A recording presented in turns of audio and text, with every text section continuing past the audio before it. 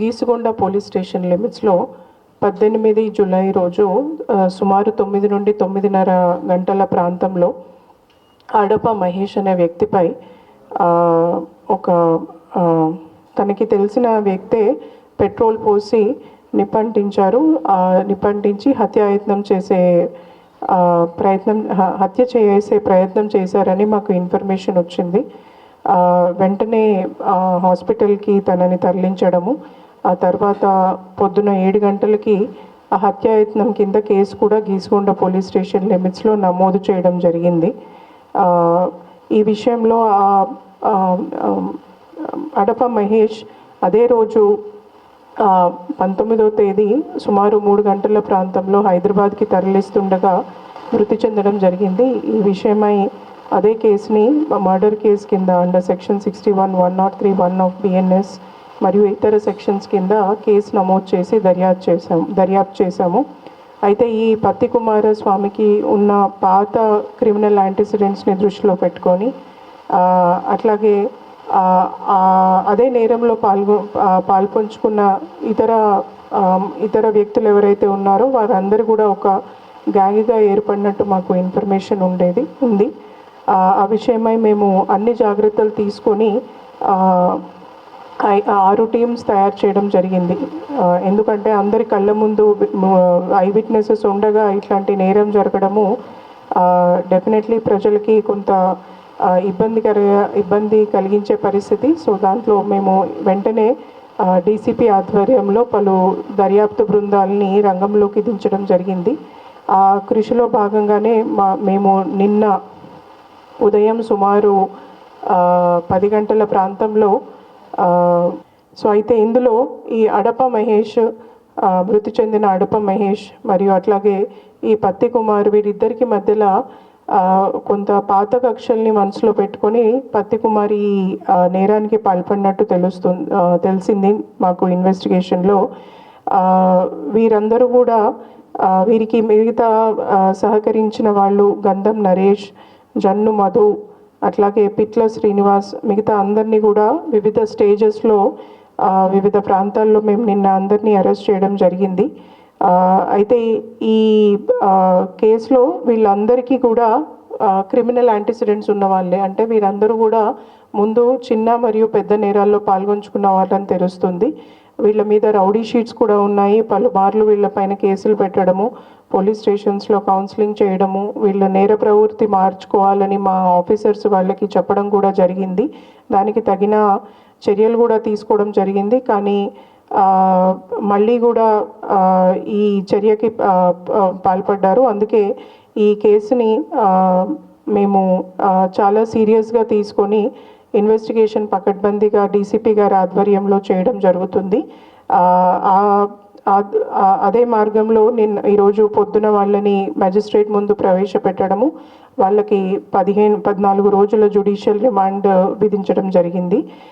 ఈ కేసులో నిందితుల్ని పట్టుకోవడంలో ఎందుకంటే నేరం జరగగానే నిందితుడు ముందే తను నేరాల్లో పాల్గొంచుకున్న అనుభవం ఉంది, అరెస్ట్ అయిన అనుభవం ఉంది. కాబట్టి పోలీసులు ఎలా పనిచేస్తారు అని ఫోన్స్ ఆఫ్ చేసుకొని చేయడము అండ్ పాల్గొన్న వాళ్ళంతా వివిధ ప్రాంతాల్లోకి వెళ్ళిపోవడం జరిగింది.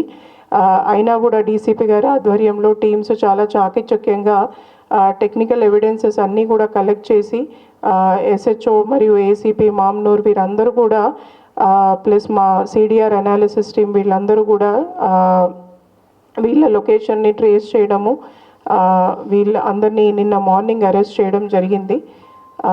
ఇందులో మా ఆఫీసర్స్ DCP ఈస్ట్ అంకిత్, అట్లాగే ACP మామ్నూరు వెంకటేష్, అట్లాగే SHO గీసుగొండ విశ్వేశ్వర్ వీరంతో పాటు మిగతా ఆఫీసర్స్, టాస్క్ ఫోర్స్ ACP మిగతా అందరూ కూడా ఎంతో సహకరించి జిల్లా అధికారులందరూ కూడా ఒక టీంలా పనిచేసి ఈ కేసును డిటెక్ట్ చేయడంలో అందరూ కృషి చేశారు.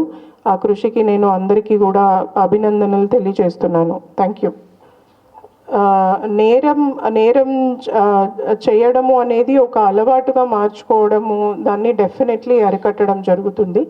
మా పోలీస్ స్టేషన్స్లో ఉన్న ఇన్ఫర్మేషన్, మా CP ఆఫీస్లో ఉన్న ఇన్ఫర్మేషన్ ప్రకారము 700 పైగా రౌడీ షీట్స్ ఉన్నాయి.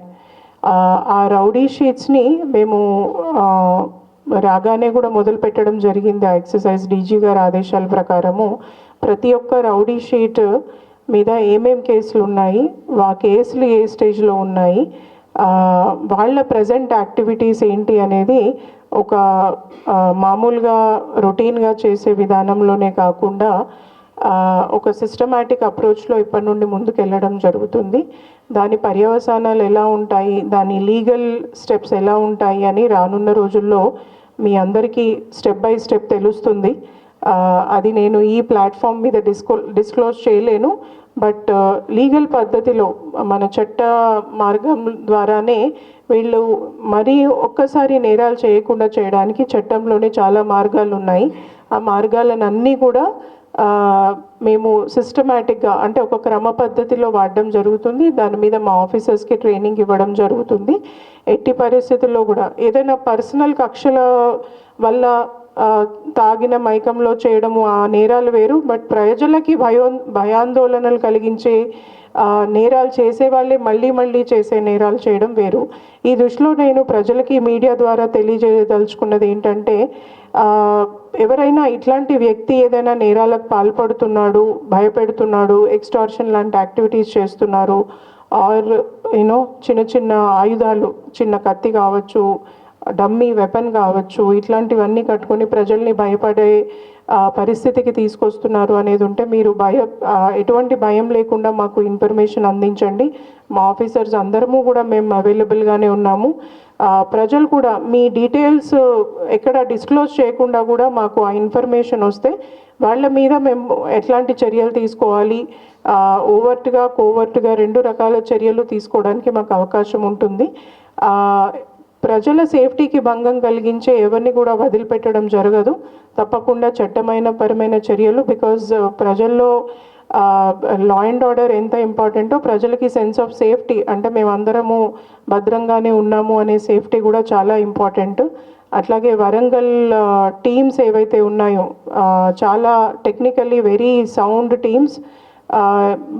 దొంగలు మేము అనుకున్న వాళ్ళు ఎవరు మమ్మల్ని మాకు దొరకకుండా వెళ్ళే పరిస్థితి అయితే లేదు. తప్పకుండా నేరస్తులని శిక్ష పడేటట్టు చేయగలిగే కెపాసిటీ మాకుంది. అది రానున్న రోజుల్లో డెఫినెట్లీ మీరే ముందు చూస్తారు. Thank you. ఎస్, తప్పకుండా ఈ పరిస్థితి ఏదైతే ఉందో మీరు అన్నట్టు అది మేము కూడా గమనించడం జరిగింది. నేను జాయిన్ అయ్యాక చాలామంది ప్రజాప్రతినిధులు, అన్ని లెవెల్స్ ప్రజాప్రతినిధులు కానీ, మీడియా వ్యక్తులు కానీ, కలిసిన ప్రజలు కానీ తప్పకుండా ఈ విషయాన్ని అయితే నా దృష్టిలోకి తీసుకొచ్చారు. నేను కూడా పాతగా ఇక ముందు రిజిస్టర్ అయిన cases de addiction centre visit చేయడం జరిగింది. అక్కడున్న వాళ్ళతో మాట్లాడడం జరిగింది, డాక్టర్స్తో మాట్లాడడం జరిగింది. సో మీరు అన్నట్టు తప్పకుండా ఇది మనకి రానున్న రోజుల్లో ఎదుర్కొనే పెద్ద ఛాలెంజ్ అవ్వబోతుందనే విషయం అర్థమయ్యి ముందు ఉన్న సిపి సర్స్ ఎవరైతే ఉన్నారో వారు ఆల్రెడీ ఒక స్పెషల్ టీమ్ని తయారు చేయడం జరిగింది. ఆ టీం చాలా అద్భుతమైన రిజల్ట్స్ ఇచ్చింది. దాన్ని ఇంకా కూడా స్ట్రెంగ్తెన్ చేస్తూ, అంటే ఒకప్పుడు వరంగల్లో కల్టివేషన్ ఉండేదని మా ఆఫీసర్స్ చెప్తుంటారు, ఐఎమ్ షూర్ మీకు కూడా తెలుసు. ఇప్పుడు ఆ పరిస్థితి లేదు. ఒకప్పుడు వరంగల్ ట్రాన్సిట్ రూట్గా వాడుకునే వాళ్ళు, కాజీపేట లాంటి సెంటర్ ఉండడం వల్ల హైదరాబాద్ని అవాయిడ్ చేస్తూ వెళ్ళొచ్చు అనే ఉద్దేశంతో వరంగల్ ఒక ట్రాన్సిట్ రూట్ లాగా ఉండేది. బట్ ఇప్పుడు ఒక కన్జంప్షన్ యాక్టివిటీ ఎక్కువగా అయ్యిందని తప్పకుండా డేటా చూస్తే తెలుస్తుంది, అండ్ ప్రజల నుండి వచ్చే ఇన్ఫర్మేషన్ ద్వారా కూడా మాకు తెలుస్తుంది. ఆ యాంగిల్లో డెఫినెట్లీ సప్లై నుండి అవేర్నెస్ పెంచడమే కాకుండా అన్ని రకాల చర్యలు ఈగల్ ఆధ్వర్యంలో డీజీ గారు కూడా స్పెషల్గా రివ్యూ చేస్తున్నారు. ఆధ్వర్యంలో ఇంటెలిజెన్స్ కలెక్షన్ అయితే ఏంటి, ఎన్ఫోర్స్మెంట్ అయితే ఏంటి, అట్లాగే మన అవేర్నెస్ కల్పించడం అయితే ఏంటి, డి అడిక్షన్ అయితే ఏంటి, అన్ని యాంగిల్స్లో కూడా సెపరేట్ టీమ్స్ పెట్టి పోలీస్ స్టేషన్లో పనిచేస్తున్న ఆఖరి కానిస్టేబుల్ వరకు ఈ విషయం మీద అవగాహన పెంచే ఏర్పాట్లు చేస్తున్నాము. ప్రతి ఒక్క ఎస్ఐ కూడా, బికాజ్ ఏ ఒక ప్రాంతము ఒక ఏరియా అనే డిఫరెన్స్ ఏమీ లేదు. ప్రతి ఒక్క ఎస్ఐ కూడా దీన్ని బాధ్యతగానే తీసుకొని ఏదో డ్రగ్ కంట్రోల్ టీమే చేయాలి, ఈగల్ వాళ్ళే వచ్చి చేయాలి అనేది కాకుండా ప్రతి ఒక్కరు కూడా దీన్ని మన బాధ్యతగా, ఒకప్పుడు లెఫ్ట్ వింగ్ ఎక్స్ట్రీమిజంని ఎట్లా అయితే అందరూ ఓనప్ చేసుకొని దీని మీద పోరాడారో అదే పద్ధతిలో అంతకన్నా ఎక్కువ టెక్నాలజీ, ఎక్కువ ప్రజలతో మమేకమై ఈ ప్రాబ్లమ్ని కంట్రోల్లోకి అట్లీస్ట్ తీసుకొని రావాల్సి ఉంటుంది. సో ఈ యాంగిల్లో నేను చెప్పినట్టు ఇంటెలిజెన్స్, ఎన్ఫోర్స్మెంట్, ఎడ్యుకేషను, అట్లాగే అడిక్షన్, ఈ అన్ని యాంగిల్స్లో కూడా స్ట్రెంగ్తెన్ చేస్తాము. ఇప్పుడున్న అడిక్షన్ ట్రీట్మెంట్ ఫెసిలిటీస్లో బెడ్స్ సరిపోవట్లేదు అనేది వచ్చింది. దాన్ని షిఫ్ట్ చేయడానికి కూడా బడ్జెట్ శాంక్షన్ చేయించుకున్నాను. ఒక 30 బెడెడ్ అడిక్షన్ ఫెసిలిటీ తయారవుతుంది. బికాజ్ వరంగల్ అనేది ఒక రీజనల్ సెంటర్, ఎంజిఎం ఒక చాలా పెద్ద హాస్పిటల్ ఈ ఏరియాలో. ఇక్కడి వాళ్ళే కాకుండా బయట వాళ్ళు కూడా వస్తారు. అట్లాగే హెల్పింగ్ హ్యాండ్ ఫౌండేషన్లో కొంత ఫెసిలిటీ ఉంది. వాళ్ళందరినీ కూడా ఒకే బోర్డు మీదకి తీసుకొచ్చి, అంటే ఒకరే చేస్తే అవ్వదు, ఇందులో ప్రజల సహకారం అవసరము, మీడియా సహకారం అవసరము, ప్రజాప్రతినిధుల సహకారం అవసరము. వీళ్ళందరినీ కూడా ఒకే ప్లాట్ఫామ్కి తీసుకొచ్చి ఈ ప్రాబ్లమ్ని గట్టిగా నా నుండి మా పోలీస్ స్టేషన్స్లో పనిచేసే హోంగార్డ్ వరకు కూడా అందరము ఒకే ఆశయంతో ముందుకెళ్ళి ఈ ప్రాబ్లమ్ని కంట్రోల్లోకి తీసుకురావడానికి అన్ని ప్రయత్నాలు చేస్తామని మీ అందరి సుముఖంగా తెలియజేసుకుంటున్నాను. అయితే ఇందులో చేయాల్సింది చాలా ఉంది. డెఫినెట్లీ విమెన్ సెల్ఫ్ హెల్ప్ గ్రూప్స్ని కూడా రానున్న రోజుల్లో ఇన్వాల్వ్ చేద్దాం అనుకొని కలెక్టర్స్ ద్వారా కూడా ప్రయత్నాన్ని మొదలు పెట్టడం జరిగింది. వచ్చే 2-3 వారాల్లో ఆ ప్రయత్నం కూడా, అంటే వాళ్ళని కూడా ఎంపవర్ చేసి వాళ్ళకి ఏదైనా కనిపిస్తే రిపోర్ట్ చేసేటట్టు ఉండాలి. అట్లాగే మా ఆఫీసర్స్ అందరూ కూడా ఏవేవైతే లొకేషన్స్ ఉన్నాయో, ఎక్కడైతే ఈ యాక్టివిటీస్ జరగడానికి అవకాశము, ఎస్హెచ్ఓస్ అందరూ కూడా ఐడెంటిఫై చేస్తున్నారు ఆ లొకేషన్స్ని. ఆ లొకేషన్స్లో లైటింగ్ ఇంప్రూవ్ చేయడము, ఆ లొకేషన్స్ మీద ఒక నిఘా పెట్టడము లాంటి చిన్న చిన్న స్టెప్స్. అంటే ఏ చిన్న స్టెప్ అయినా, ఒకే సొల్యూషన్ లేదు దీనికి, మల్టిపుల్ సొల్యూషన్సే చేయాలి. అంటే మల్టీ ప్రాంగ్డ్ అప్రోచ్ అంటారు కదా, అట్లా ప్రతి యాంగిల్లో కూడా స్టెప్స్ తీసుకోవడం జరుగుతుంది. అందులో మీ అందరి సహకారం కూడా ఉంటుందని ఆశిస్తున్నాను. Thank you. నగరంలో పెట్రోలింగ్ టీమ్స్ ఆల్రెడీ చాలా ఉన్నాయి. బట్ మీరు అన్నట్టు ఒకే ప్రాంతంలో ఏదైనా జరగడము, ఇప్పుడు కొన్ని ఏరియాస్ని నాకు కూడా కొంతమంది ప్రజాప్రతినిధులు నా దృష్టికి తీసుకురావడం జరిగింది. కొన్ని ఏరియాస్లో లైట్ లేకపోవడము, కొన్ని ఏరియాస్లో బెల్ట్ షాప్స్ ఎక్కువగా ఉండడము, రోడ్డు మీదనే ఒక అడ్డాలాగా తయారవ్వడం లాంటి ప్రాంతాలు ఉన్నాయని, అట్లాంటి వాటిని గుర్తించి ఆ ఏరియాలో పెట్రోలింగ్ ఇంటెన్సివ్ చేసే ఆలోచన కూడా చేయడం జరిగింది. డెఫినెట్లీ పెట్రోలింగ్ టీమ్స్ అయితే పెంచుతాము, మిల్స్ కాలనీ కావచ్చు, హనంకొండ కావచ్చు, ఇట్లాంటి ప్రాంతాల్లో. అట్లాగే సీసీ కెమెరా కవరేజ్ కూడా పెంచడం జరుగుతుంది. ఈ చిన్న చిన్న నేరాల్ని, ఏదైతే open drinking or open nuisance, ఇట్లాంటి నేరాల్ని మొగ్గలోనే తుంచితే పెద్ద నేరాలు కాకుండా ఉండే అవకాశం ఉంటుందని నమ్ముతాను. ఆ మార్గంలో మా ఆఫీసర్స్ అందరినీ కూడా ఎంపవర్ చేసి డెఫినెట్లీ చిన్న నేరాలని కట్టడి చేస్తూ పెద్ద నేరాలు జరగకుండా చూసుకుంటామని చెప్తున్నాను. దీనిపైనే స్పెషల్గా ఇన్స్ట్రక్షన్స్ ఇవ్వడం జరిగింది అందరు ఆఫీసర్స్కి. నాకు ఇన్ఫర్మేషన్ రావడము, కొన్ని ఎన్ఫోర్స్మెంట్ చేయించాను.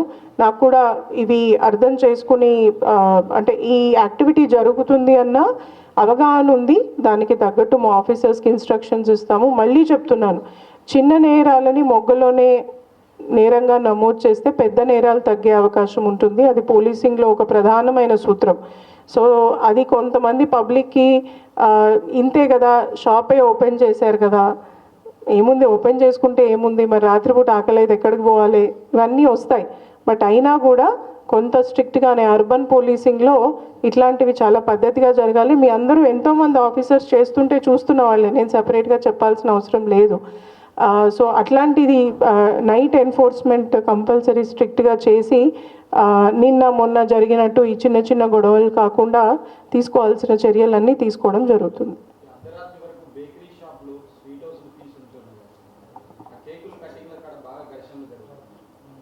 ఎస్ అదే, ఇవన్నీ కూడా అదే భాగంలోకి వస్తాయి. ఎప్పుడైతే నైట్ ఎన్ఫోర్స్మెంట్ అనేది స్ట్రీమ్లైన్ చేస్తాము. నేను ప్రజలందరికీ కూడా చెప్తున్నాను, డెఫినెట్లీ ఒక మీడియా ద్వారా మీ అందరి సహకారం కూడా కావాలి.